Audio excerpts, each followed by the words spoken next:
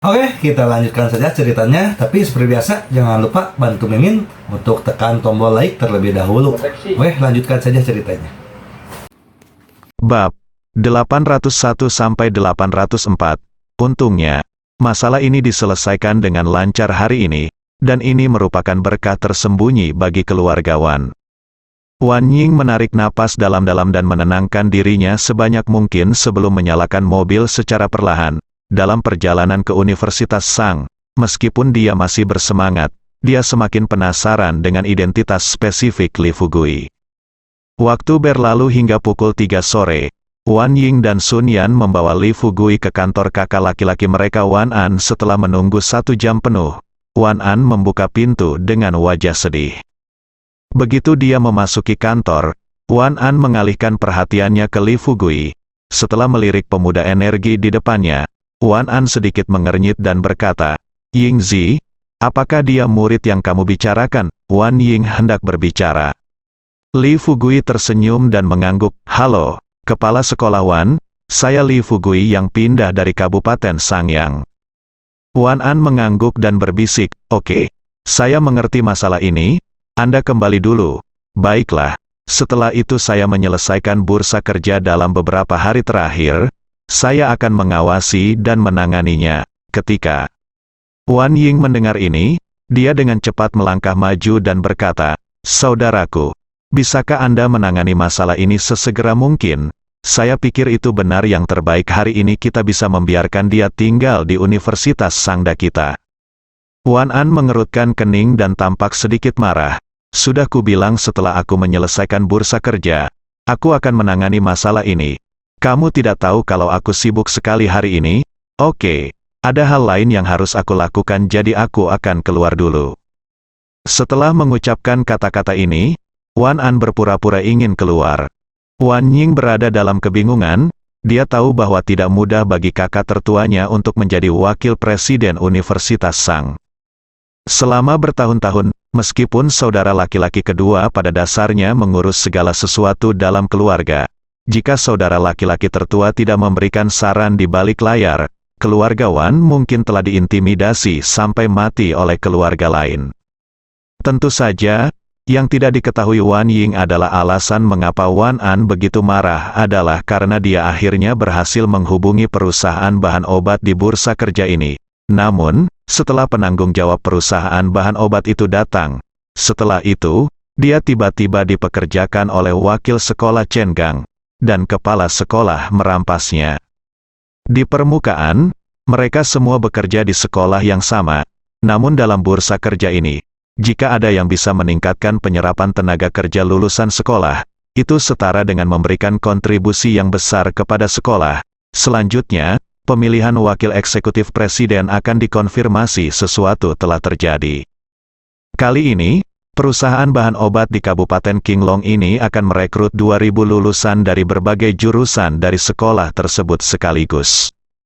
Tidak diragukan lagi ini akan menjadi kesempatan terbaik bagi Wan An untuk berpromosi.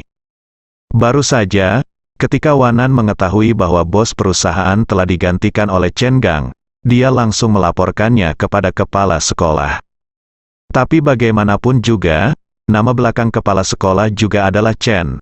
Terus terang, kepala sekolah Chen Gong dan wakil kepala sekolah Chen An adalah saudara.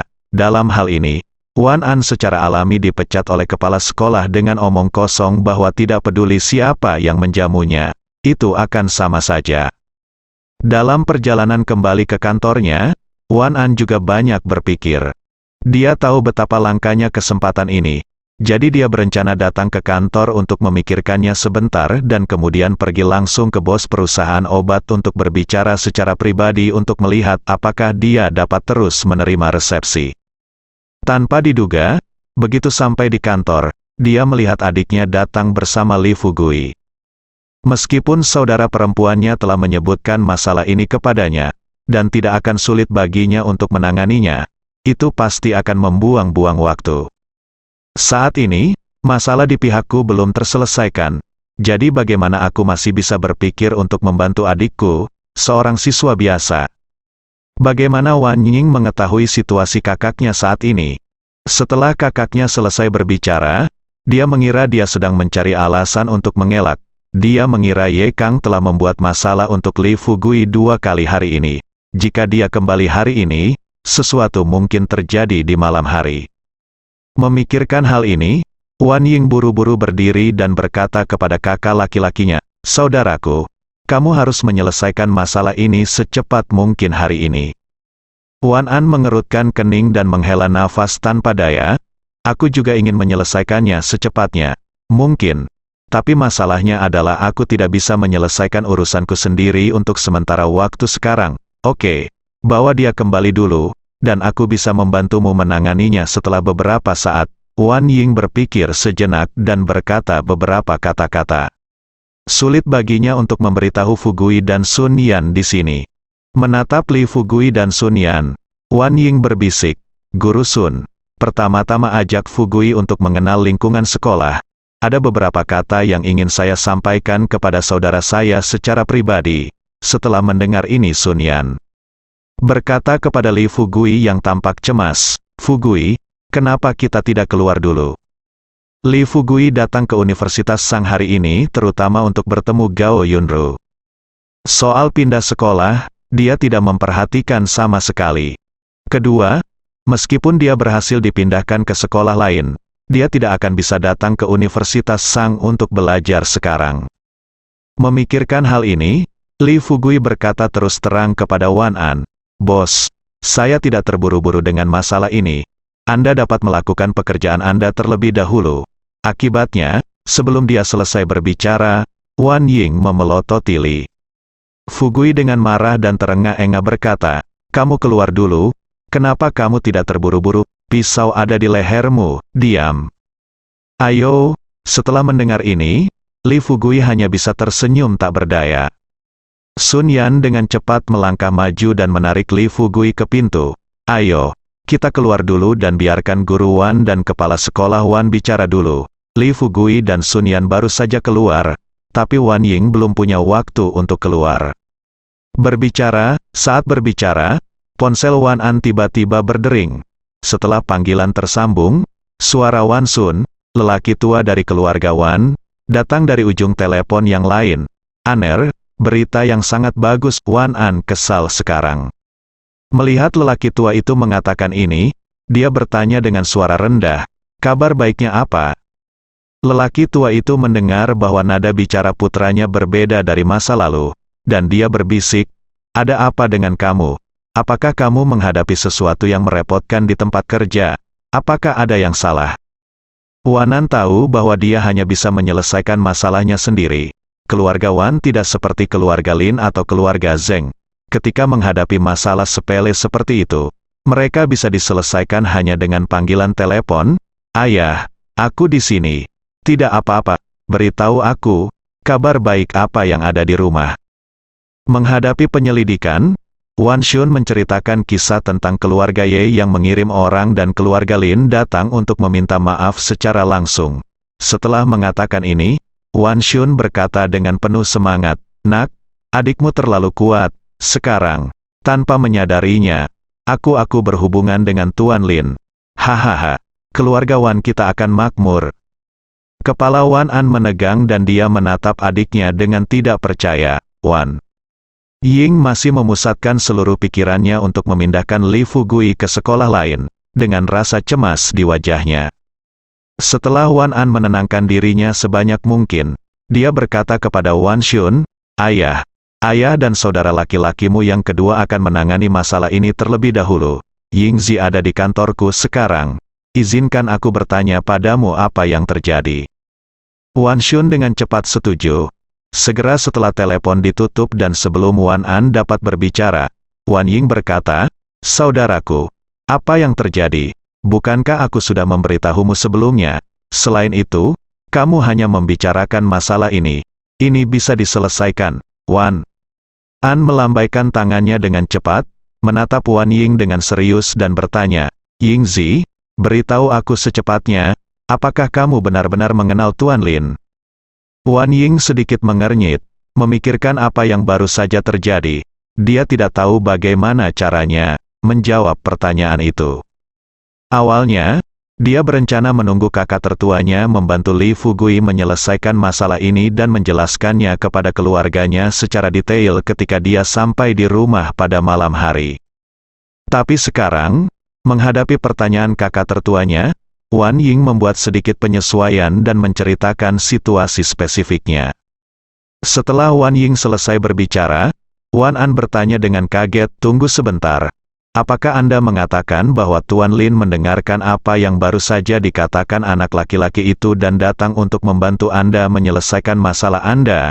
Wan Ying mengangguk dan berbisik, "Saudaraku, kamu juga kamu tahu, anak ini tidak takut pada harimau saat baru lahir. Dia mungkin berpikir bahwa dia memiliki kontak dengan keluarga Lin. Jadi dia bertindak berani dan tidak menganggap serius keluarga Ye. Tapi kamu dan aku harusnya tahu betul bahwa keluarga Lin ada di sini untuk membantunya.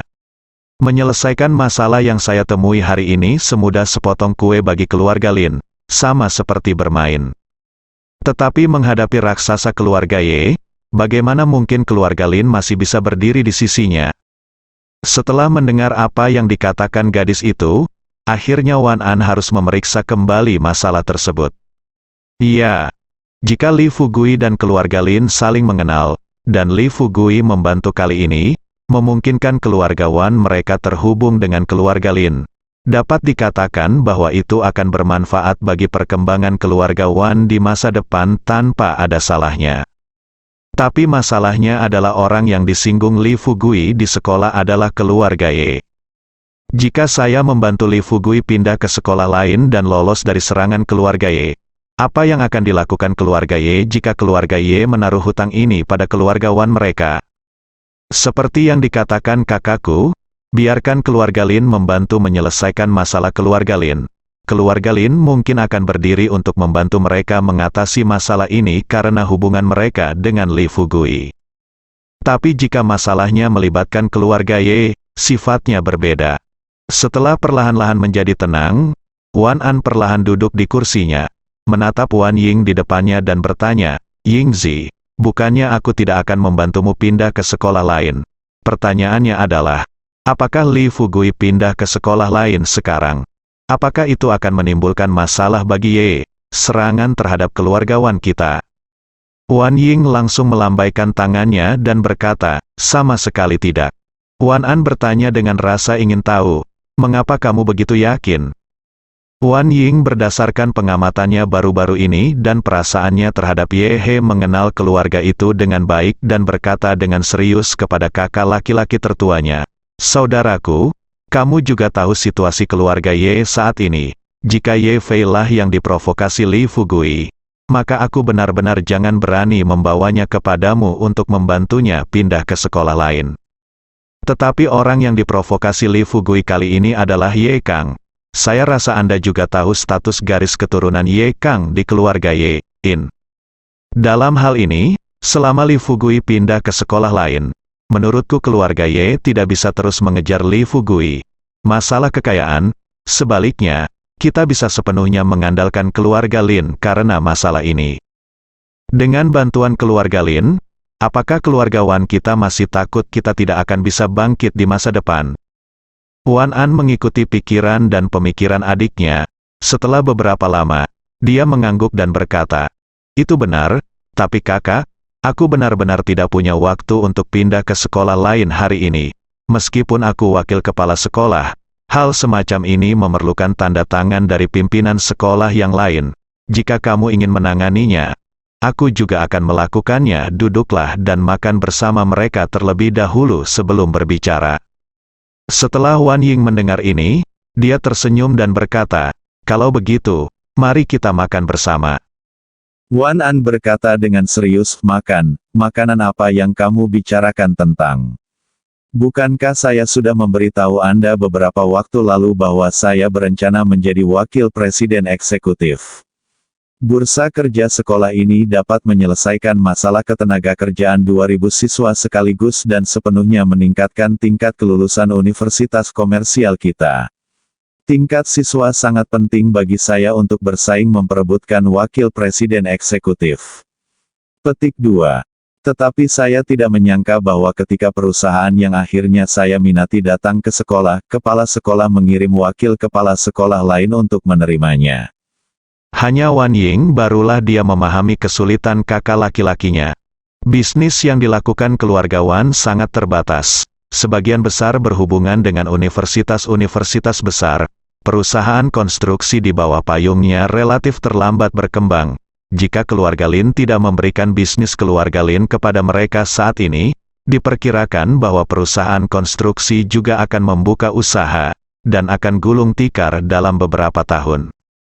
Begitu perusahaan konstruksi bangkrut, mereka hanya bisa mengandalkan kerjasama dengan perguruan tinggi dan universitas besar untuk berkonsentrasi pada bisnis pengiriman tenaga kerja. Jika kakak tertua bisa menjadi wakil kepala sekolah eksekutif dan kemudian dipromosikan menjadi kepala sekolah, tinggal satu langkah lagi. Selama kakak tertuanya bisa menjadi kepala sekolah Universitas Sang, maka bisnis pengiriman tenaga kerja Wan Jia mereka tidak akan menemui kesulitan lagi. Dengan pemikiran kacau di benaknya, Wan Ying bertanya ragu-ragu, "Saudaraku, seberapa cepat kamu bisa menangani masalah ini?" Wan An menggelengkan kepalanya, menyatakan bahwa dia tidak yakin. Wan Ying juga sangat tidak berdaya saat ini. Dia mengambil gelas air dan menyesap airnya. Dia menghela nafas sedikit dan berkata, "Oke, kamu bisa mengerjakan pekerjaanmu dulu.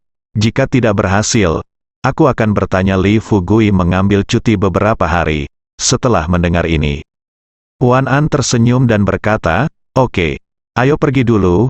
Saya akan bicara dengan bos perusahaan farmasi ini." Dengan itu, Wan An meninggalkan Wan Ying dan berjalan keluar dengan tergesa-gesa. Wan Ying duduk di kantor kakak tertuanya dan meminum segelas air.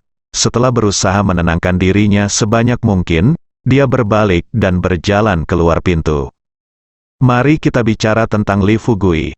Ketika dia dan Sun Yan sedang berjalan di sekitar kampus Universitas Sang, mereka tiba-tiba melihat sebuah mobil yang familiar perlahan melaju menuju gedung perkantoran. Li Fugui melihat ke sepanjang mobil, dan segera dia melihat mobil itu berhenti. Pengemudinya keluar dari mobil, dan setelah membuka pintu, Gao Yunru mengenakan setelan profesional yang rapi, sepatu hak tinggi, dan rambut hitam panjangnya yang tergerai-tergerai. Dengan aura wanita yang kuat, dia melangkah maju untuk berjabat tangan dengan seorang pria paruh baya yang menunggu di depan pintu. Pada saat ini, Wan Ying tiba-tiba muncul di belakang Li Fugui, menepuk bahu Li Fugui, dan berkata dengan marah, "Apa yang kamu lihat? Kamu tidak kenal orang ini." Saat Wan Ying sedang minum air di kantor barusan, tanpa sengaja ia melihat informasi yang dikumpulkan oleh kakak laki-lakinya di atas meja. Dari informasi tersebut, ia menyadari bahwa wanita yang muncul di hadapannya kebetulan adalah bos wanita dari perusahaan farmasi tersebut. Mendengar ini, Li Fugui memandang Wan Ying dan berkata sambil tersenyum, "Saya mendengar apa yang Anda katakan, seolah-olah Anda mengenal satu sama lain." Wan Ying memutar matanya pada Li Fugui dan berkata dengan sedikit smile, "Gao Yunru, presiden perusahaan farmasi Kabupaten Qinglong. Haha. Anda seharusnya mengenal banyak orang di kota Jiangnan kita sekarang, kan?" Sun Yan sangat terkejut saat mendengar ini, dan berkata dengan cara yang tampaknya tidak dapat dipercaya, "Hah? Apakah kamu bercanda? Apakah ini presiden wanita dari perusahaan farmasi di Kabupaten Qinglong? Ya Tuhan, apakah dia terlalu muda?" Wan Ying mengangguk dan berkata, "Sebenarnya, saya baru saja melihatnya di informasi di meja kakak laki-laki saya. Belum lagi, wanita ini benar-benar memiliki sikap seorang jenderal." Sun Yan dan Wan Ying sama-sama menatap ke arah Gao Yunru. Ketika Gao Yunru menghilang dari pandangan, Sun Yan kembali sadar. Setelah mengingat bisnisnya, dia segera bertanya kepada Wan Ying, "Yingzi, beritahu aku secepatnya, bagaimana urusan kita ditangani sekarang?" Ekspresi wajah Wan Ying menjadi serius. Di depan Sun Yan dan Li Fugui, dia menghela nafas tak berdaya. Segala sesuatunya mungkin harus ditunda untuk sementara waktu. Begitu dia selesai berbicara, Sun Yan berkata dengan cemas, "Hah, ada apa?" "Terjadi, Bukankah kamu mengatakan bahwa masalah ini dapat diselesaikan dengan mudah? Mengapa harus ditunda untuk sementara waktu? Untuk mencegah Li Fugui berpikir terlalu banyak, Wan Ying bertanya pada Li Fugui dan Sun Yan. Dia memberitahu keseluruhan cerita dengan jujur. Tetapi setelah mengatakan itu, Wan Ying buru-buru berkata, "Tetapi Anda dapat yakin, saya sudah memikirkan tindakan balasan." Sun Yan bertanya, "Tindakan penanggulangan apa?" Wan Ying berkata terus terang, "Ayah saya menelepon ketika saya datang ke sini sekarang. Biarkan aku pulang malam ini, seperti yang kalian semua tahu tentang kecelakaan mobil barusan. Aku ingin mengambil cuti beberapa hari untuk Li Fugui dan membawanya ke rumahku untuk bersembunyi. Ketika masalah transfer selesai, dia akan langsung datang ke diskusikan. Pergilah kuliah." Li Fugui menatap langsung ke kedua gadis itu. Setelah mereka berdua mendiskusikan tindakan pencegahannya, dia berkata tanpa daya, "Saya sedang berbicara tentang dua wanita tertua.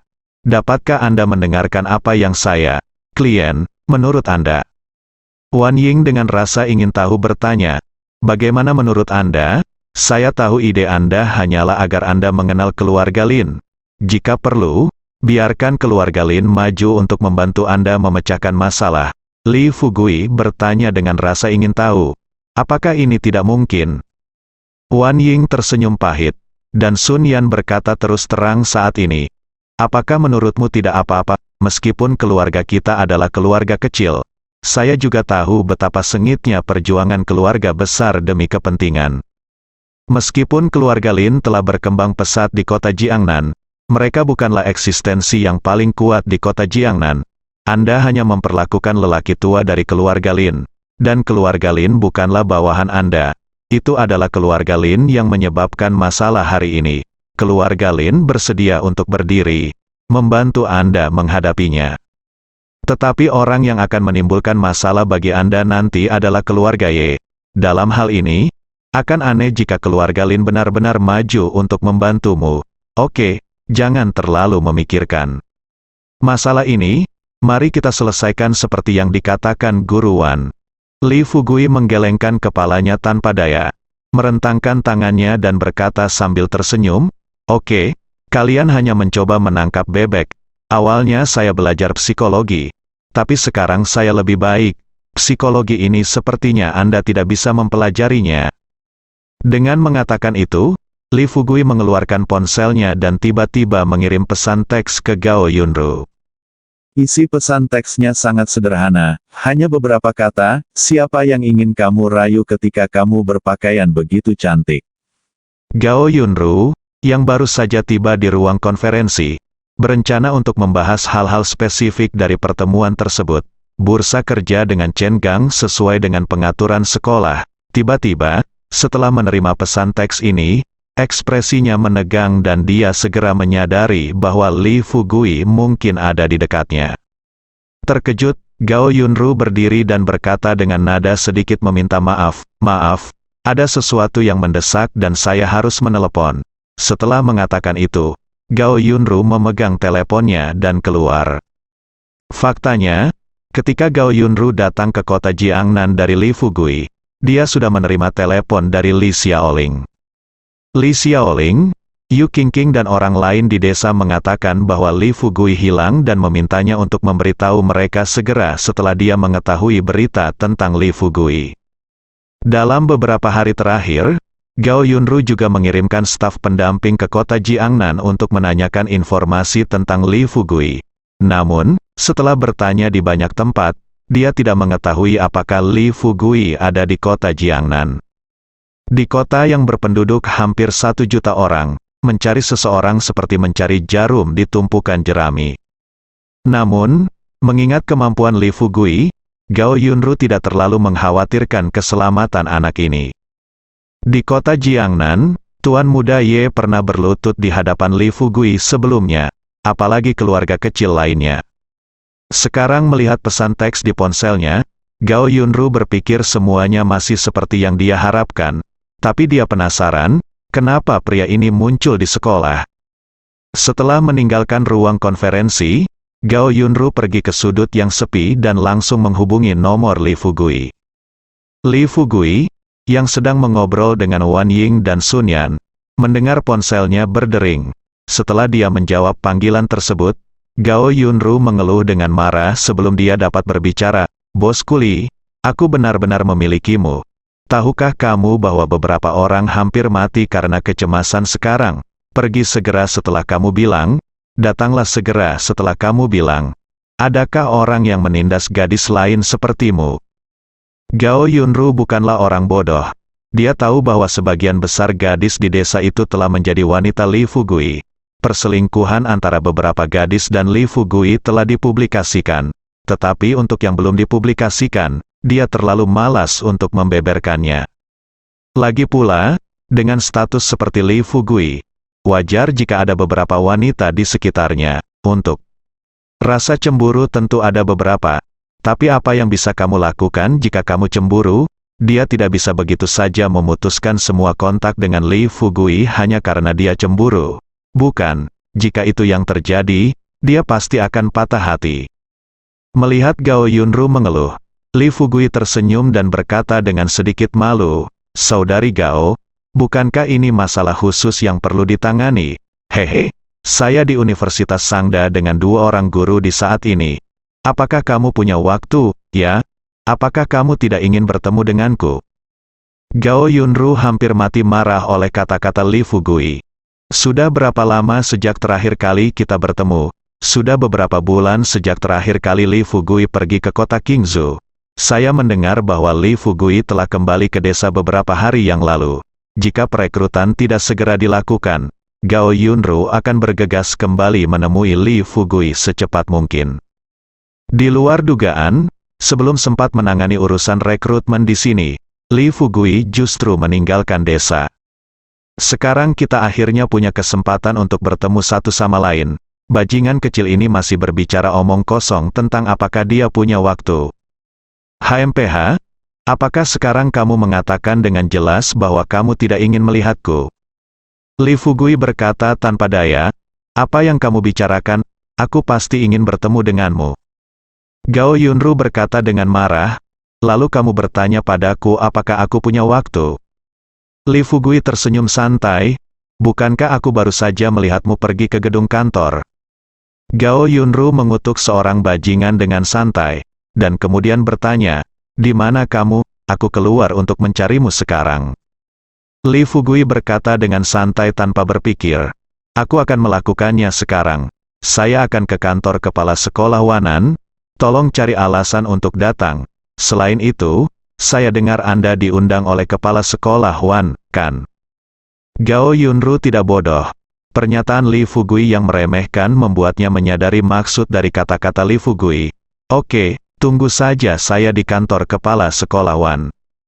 Di ruang konferensi, Chen Gang masih memikirkan bagaimana melanjutkan percakapan selanjutnya. Tapi yang tidak dia duga adalah setelah beberapa saat, ketika Gao Yunru memasuki pintu, melalui wajah Gao Yunru, Chen Gang merasa ada yang tidak beres. Seperti yang diharapkan, sebelum dia dapat berbicara, Gao Yunru menatap Chen Gang dan berkata sambil tersenyum, "Kepala sekolah Chen, seperti ini. Saya baru ingat bahwa orang yang menghubungi saya kali ini adalah kepala sekolah Wan di sekolah Anda. Kami telah membahas semua yang seharusnya dibahas pada tahap awal, ini hampir selesai. Saya baru saja menelepon kepala sekolah Wan, dan dia sedang menganggur di kantor sekarang, jadi saya akan pergi dan ngobrol dengannya dulu." Setelah mendengar ini, Chen Gang tertegun. Sesaat, kakak tertuanya telah mengaturnya untuknya, dan pada dasarnya dia bertanggung jawab menerima Gao Yunru kali ini. Tapi sekarang, Gao Yunru mengusulkan untuk berbicara dengan Wan An, dan pikiran Chen Gang menjadi kosong untuk beberapa saat. Sebelum Chen Gang dapat berbicara, Gao Yunru sudah berbalik dan berjalan menuju pintu. Melihat situasi ini, Chen Gang benar-benar panik. Dia buru-buru melangkah maju dan berkata sambil tersenyum, "Presiden Gao, tunggu sebentar. Seperti ini, kepala sekolah Wan sedang menangani hal-hal lain baru-baru ini. Selain itu, dia juga menyebutkan secara spesifik hal-hal yang pernah kamu bicarakan sebelumnya. Katakan padaku. Sama saja ketika kita berbicara di sini." Gao Yunru tersenyum tipis dan berkata dengan nada meremehkan, yang paling penting bagiku adalah memiliki awal dan akhir ketika melakukan sesuatu. Sejak kepala sekolah Wan yang menghubungiku pada awalnya.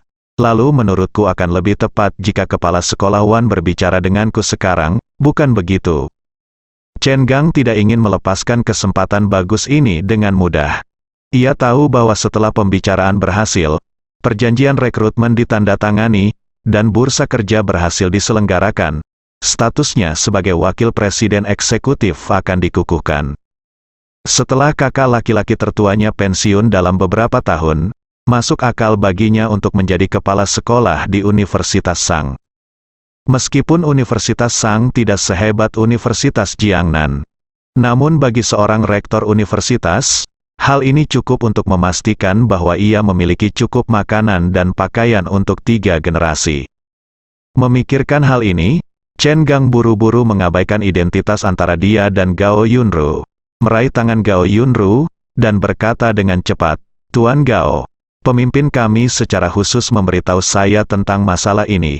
Jika Anda pergi ke kepala sekolah Wan sekarang, jika kita bicara tentang masalah ini, bagaimana saya bisa menjelaskannya kepada pemimpin?" Tindakan Chen Gang segera menimbulkan rasa jijik yang besar pada Gao Yunru. Gao Yunru tidak senang memikirkan bahwa dia akan segera melihat kekayaan yang dia dambakan, tapi sekarang pria ini menghalanginya dengan segala cara. Yang membuatnya semakin kesal, sekarang Chen Gang benar-benar mengambil tindakan dan meraih tangannya sendiri. Apakah menurut Anda tangan Anda dapat dengan mudah disentuh oleh orang seperti Chen Gang? Tanpa berpikir panjang, Gao Yunru membuang senyuman di wajahnya, menepis tangan Chen Gang, dan berkata dengan dingin, "Kepala sekolah Chen, mohon hargai dirimu sendiri. Pria dan wanita tidak berinteraksi satu sama lain. Perilakumu sungguh menjengkelkan. Aku merasa sangat jijik." Aku membuang kata-kata itu. Gao Yunru berbalik dengan marah dan pergi. Ketika Chen Gang hendak menyusul dan menjelaskan, dia tiba-tiba dihentikan oleh pengemudi yang mengikuti Gao Yunru. Melihat situasi ini, Chen Gang hanya bisa melihat Gao Yunru pergi. Ketika Gao Yunru benar-benar menghilang dari matanya, Chen Gang buru-buru memutar nomor telepon sepupunya. "Saudaraku, ini tidak baik," sebelum dia bisa menyelesaikan kata-katanya, Chen An berkata dengan marah di ujung telepon yang lain. "Ada apa salah? Sudah berapa kali ku bilang padamu, jangan panggil aku kakak saat kamu di sekolah." Bagaimana Chen Gang bisa peduli tentang ini sekarang? Suatu ketika Gao Yunru menemukan Wan An. Saat Wan An memberitahu Gao Yunru situasi spesifiknya, akan ada 2 hasil. Yang pertama adalah pembatalan bursa kerja. Tentu saja kemungkinannya sangat kecil. Apalagi merekrut 2000 lulusan dari sekolahnya sekaligus akan meningkatkan lapangan kerja dan memenangkan sekolah. Kesempatan yang baik untuk mendapatkan status sosial yang lebih tinggi. Cara lainnya adalah dengan membiarkan Wan An maju untuk menandatangani kontrak dengan Gao Yunru untuk bursa kerja ini. Ketika wakil presiden eksekutif terpilih, dia tidak lagi memiliki modal untuk bersaing dengan Wan An.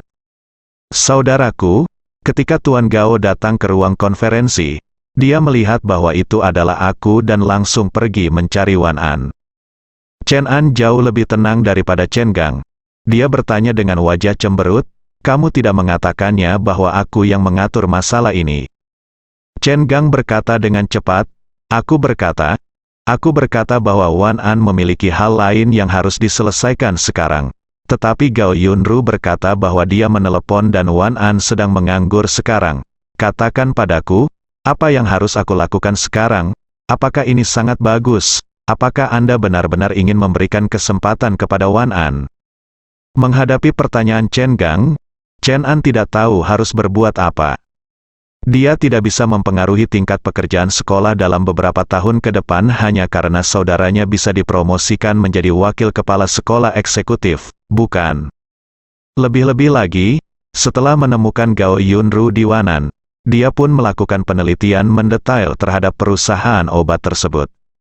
Setelah mengetahui sejarah perkembangan perusahaan bahan obat ini, Chen An merasa bahwa perusahaan bahan obat ini mungkin akan menjadi perusahaan bahan obat terbesar di negara dan bahkan dunia dalam beberapa tahun. Dalam hal ini, bergabung dengan perusahaan ini sebenarnya akan menyelesaikan masalah pekerjaan sebagian besar lulusan sekolahnya dalam 1 tahun. Melalui hal ini, mereka secara alami dapat meningkatkan status sekolahnya di masyarakat, dan bahkan melampaui Universitas Jiangnan, yang bukan tidak mungkin. Dengan pemikiran ini di benaknya, Chen An berkata kepada Chen Gang setenang mungkin, "Oke, sekarang semuanya sudah terjadi, apa gunanya berteriak sekarang?